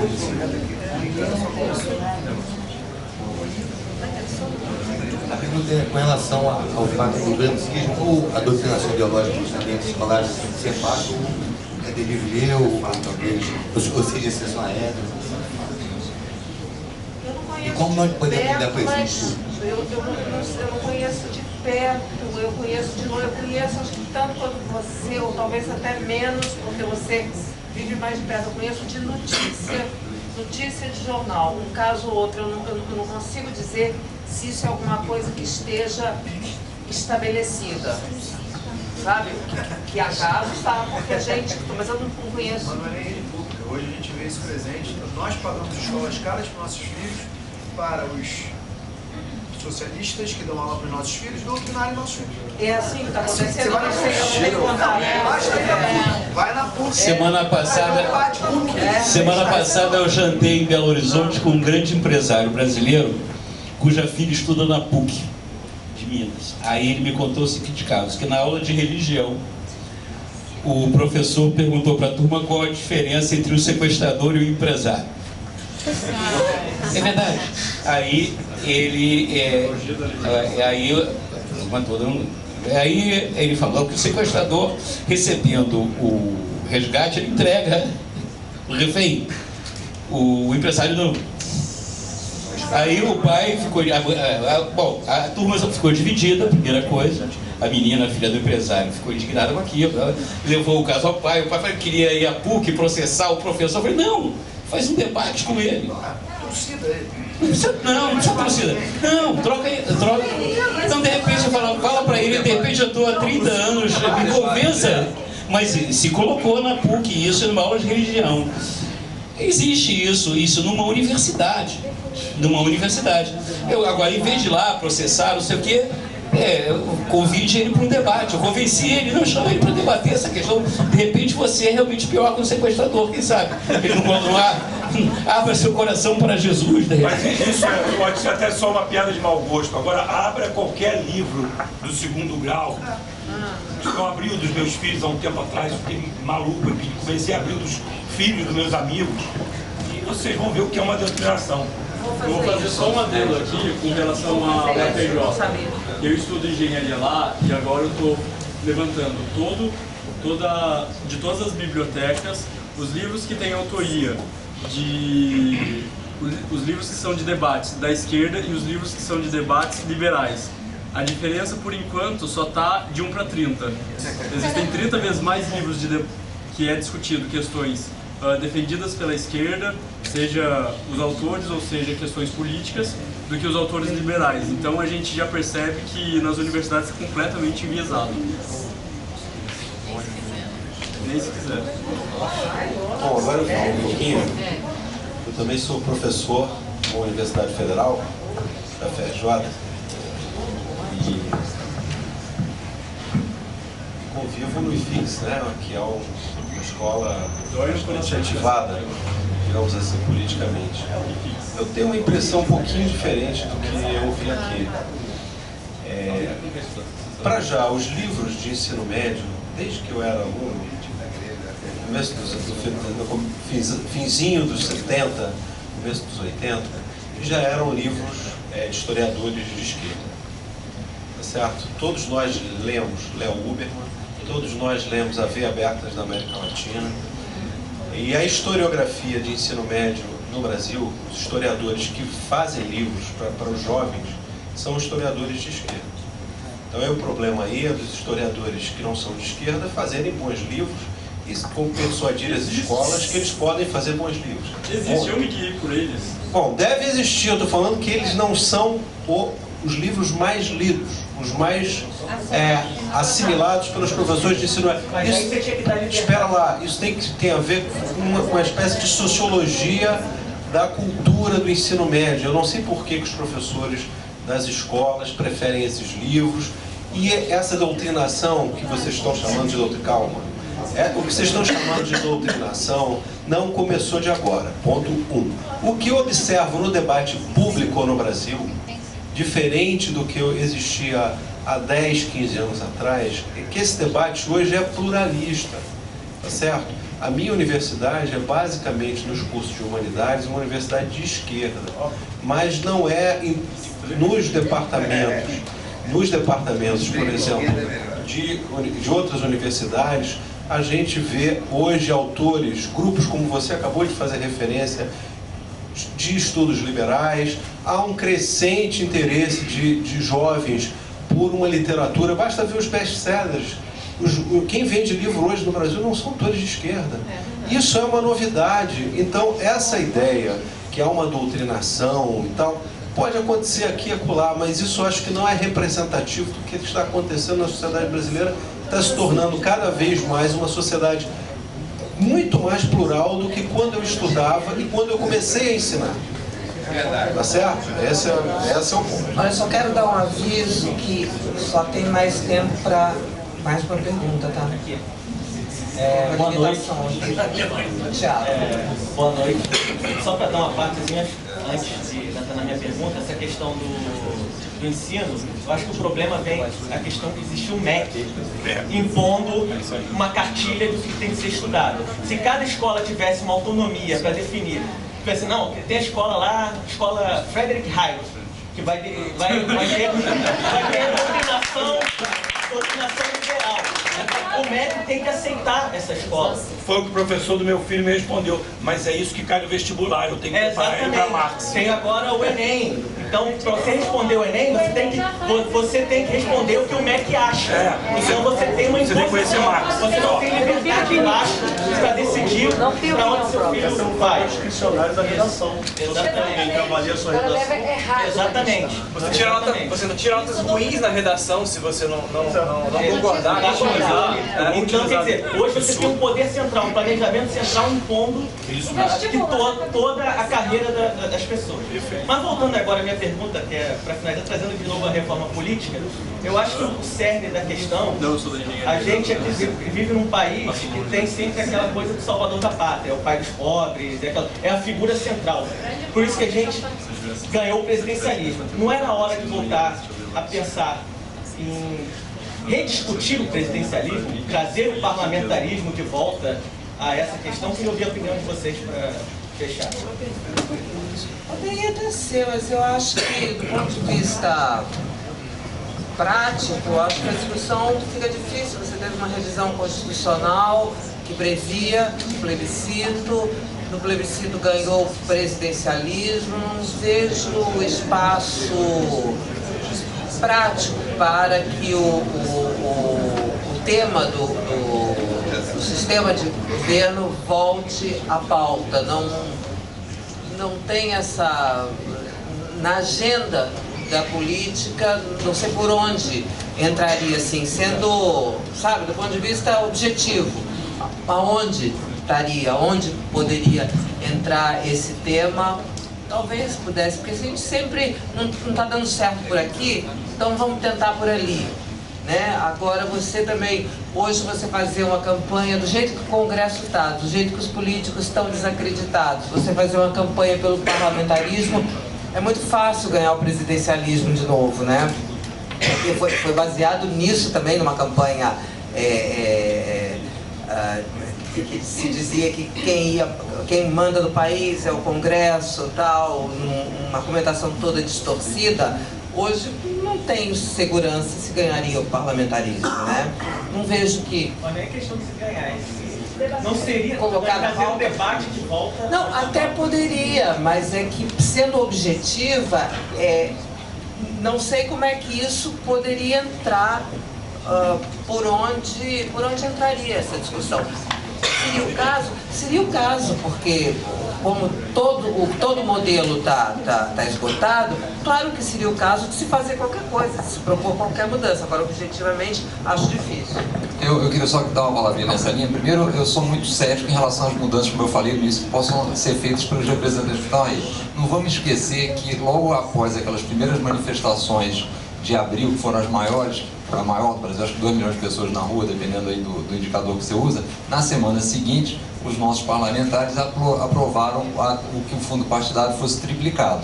Então, é essa turma que está lá. Então, eu sou muito cético em relação a mudanças que pudesse fazer. E eu acho que a gente tem que sair dessa armadilha de colocar a culpa no sistema. A gente acha o seguinte, que os assassinatos é culpa das armas e agora da faca, que o problema da batida é culpa do álcool, que o problema da corrupção é culpa do sistema eleitoral. O problema é culpa das pessoas. Somos nós que temos que assumir a nossa responsabilidade. Então, vamos votar certo, vamos participar do processo, vamos influenciar as pessoas em volta de nós, vamos fazer isso para mudar as pessoas que estão lá, pelo menos para colocar pessoas que nos representem melhor. Quer dizer, tem pessoas boas lá, mas são minoria. Então, eu acho que a gente se ficar sempre trocando ou pensando em ferramentas novas é uma forma da gente se eximir da nossa responsabilidade. Eu acho que está na hora de dizer o seguinte, o sistema está aí, vamos trabalhar dentro desse sistema que existe, não é o melhor do mundo, não é o mais perfeito, mas dá para fazer muita coisa nele. A gente só vai fazer a mudança através dos sistemas das instituições democráticas, então também acho que é bom ir para a rua, é bom falar mal lá no Facebook, mas a gente só vai fazer mudança se a gente der mais um passo, a gente participar ativamente da política e assumir a responsabilidade. Então, acho que assim, do meu lado, fechando aqui, eu acho que o que a gente tem que ficar claro é isso, quer dizer, buscar a nossa participação e não buscar direcionar outros mecanismos, outras alternativas. Então, por isso, eu seria totalmente contra qualquer novo debate, porque isso é uma forma, no fundo, da gente transferir a nossa responsabilidade para algum sistema maior aí. Então, acho que é muito por causa disso que a gente chegou na situação que está, e o fato de estar tão indo mal as coisas, no fundo, não deixa de ser uma boa oportunidade para a gente começar a se mexer e atuar mais efetivamente aí.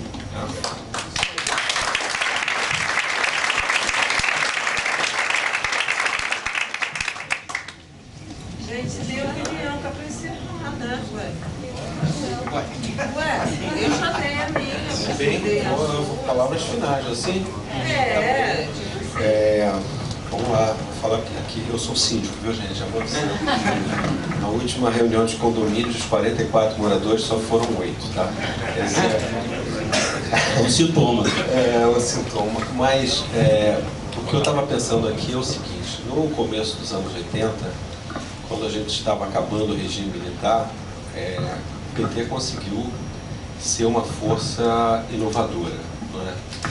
Uma força que trouxe uma série de aspectos positivos para a cultura partidária brasileira, que estava muito desgastada, porque não era só a cultura partidária que vinha do regime militar, mas que remetia aos anos 40, né, com a primeira transição, uma forma de fazer política empolada, descolada, bacharelesca, descolada da rotina das pessoas, e o PT teve uma grande virtude na década de 80, de mudar a cultura política brasileira de uma maneira muito impressionante, né?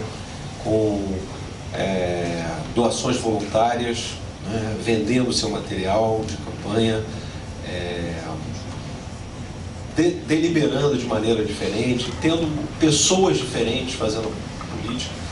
Eu acho que em termos partidários hoje, o desafio é quem que conseguirá renovar a política brasileira.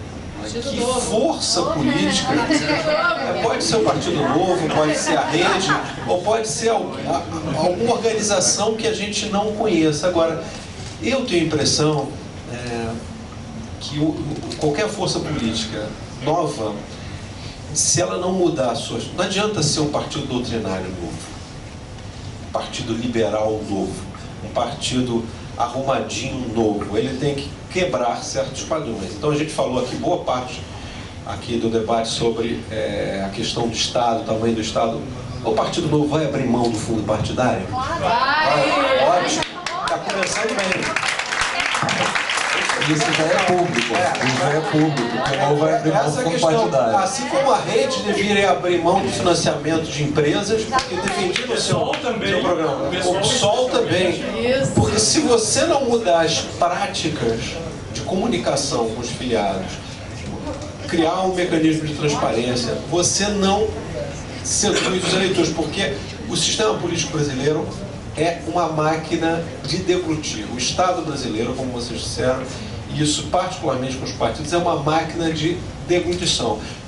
Não é só o fundo partidário. O primeiro vereador que o Partido Novo eleger vai ter 20 assessores. Não do Novo também vai ter... Pois é, vocês vão estabelecer as regras. O problema é que a força da legislação, do dinheiro estatal, do controle estatal nas campanhas é avassaladora. E isso foi uma das coisas que triturou o PT. Triturou, de certa maneira, o PSOL, que está há 10 anos patinando, tentando ser alguma alternativa e não consegue. Certamente triturará a Rede, porque você cria um mecanismo de deliberação, mas depois tem que ir na convenção que o TRE está lá. Todos os filiados do Brasil são controlados pelo Estado. Enfim, a gente tem uma máquina de devorar organizações sociais e transformá-las em todos os níveis, mas particularmente no que diz respeito aos partidos políticos.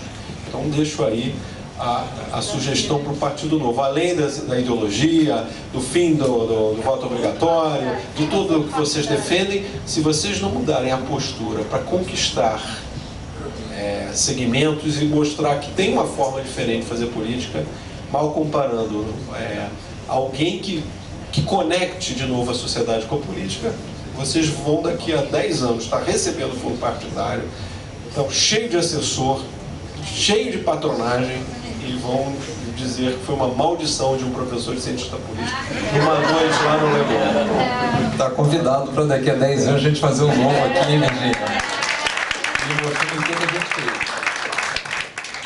Eu acho que as pessoas têm que fazer política. E política institucional se faz em partidos. As pessoas têm que se organizar em torno de partidos, e partidos se fazem em torno de projeto, de ideia, né, de princípios. E a política é feita de alianças, né? Eu como PSDBista, saúdo o Partido Novo, eu saúdo a convivência democrática de todos os partidos, eu acho que daí vem a luz, evidentemente dentro do jogo político, né? Na política você não tem adversários, quer dizer, na política você tem adversários, não tem inimigos, como o PT tem inimigos. E só pegando esse gancho, eu sempre gosto, a história é a rainha das ciências. Tudo depende da história, até para você conhecer, para você estudar a física quântica, você tem que aprender os fundamentos da física newtoniana, né? Para você poder entender a teoria das cordas, você tem que saber estudar primeiro aritmética, depois cálculo e tudo mais. Então, a história, né, o processo das coisas é fundamental. Então, só para pegar o gancho do Jairo, eu fui testemunha do nascimento do PT, na época eu militava no PCB, e não só da fundação do PT, primeiro eu ainda fui testemunha de como o Lula e a sua galera se apropriaram do novo movimento sindical paulista, expulsando deste mesmo movimento as lideranças, né, que o formularam. Está muito bem descrito naquele livro do José Neumann Pinto, vale a leitura. O PT, eu lembro, foi fundado, né, cadê o Francisco Oliveira, o Hélio Bicudo, né? O Sérgio Buarque, tantos os... eu me lembro do Stalin, né? O Stalin acabou com todo o Comitê Central do PCU, que fez a Revolução Bolchevique. O Lula também se apropriou do PT. Né? Se apropriou do PT, porque você vê, hoje o PT, o que é o PT? É um partido de funcionários públicos. Né? E até é sensacional a autocrítica do Lula, né? Tentando salvar a própria pele, né? Fazendo essa autocrítica. Qualquer psicanalista de porta de inconsciente consegue decifrar isso. Mas é um partido completamente dissociado, né, do conjunto da sociedade brasileira, que nunca teve e nunca tem proposta, nunca teve assim, uma proposta para o Brasil, porque no início do PT era muito coloide do ponto de vista ideológico, eu observava muito isso. Né? Embaixo do guarda-chuva do PT você tinha todas as tendências de esquerda, né? Tanto que depois prevaleceu o campo majoritário, que capitaneado pelo Lula e pelo Zé Dirceu, até hoje. E da pior forma possível, né? Trazendo para dentro do PT as práticas políticas mais atrasadas. Então, eu acho que a solução é fazer política dos partidos políticos. Eu me filiei recentemente ao PSDB. O PSDB é, com certeza, o pior partido do Rio de Janeiro, porque a política do Rio de Janeiro já é uma porcaria. O PSDB do Rio de Janeiro é horroroso. Como ele é horroroso, é mais fácil de transformar. Né? Eu vejo uma juventude muito grande querendo participar da política, muita gente querendo entrar para a social-democracia. E eu vejo isso com muito otimismo, por isso mesmo eu me filiei ao PSDB. Eu acho que política institucional se faz dentro de partido. Então, filiem-se a partidos, criem seus partidos, participem do jogo da vida democrática, que isso, né, a polis, os gregos já nos ensinaram isso na antiguidade, o caminho é por aí. Obrigado.